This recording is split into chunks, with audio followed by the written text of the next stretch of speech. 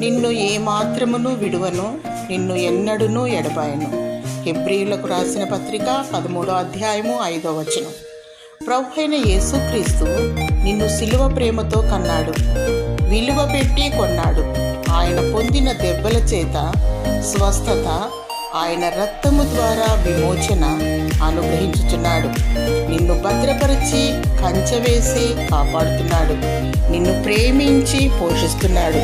నీకు మేలు ఈవులను అనుగ్రహిస్తున్నాడు. ఆయుష్ దీర్ఘాయుషులను దయచేయుచున్నాడు. ఏ అర్హత ఆధిక్యత లేని నిన్ను జగత్పునాది వేయబడక ముందే ఏర్పాటు చేసుకున్నాడు. శాశ్వతమైన ప్రేమతో దేవుడు నిన్ను ప్రేమించుచున్నాడు. విడువక నీ ఎడల కృప చూపుచున్నాడు. దేవుణ్ణి స్తుతించు. క్రీస్తు యేసుకు కలిగిన ఈ మనస్సు మీరును కలిగి జీవించు. పరిశుద్ధత, పవిత్రత, నిష్కళంకమైన వధువుగా సిద్ధపడుము.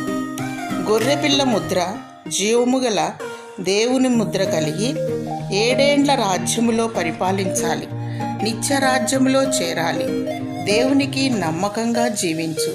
దేవుడు నిన్ను విడువక ఎడబాయక తన నిబంధన నీ పట్ల నెరవేర్చునుగాక. ఆమేన్.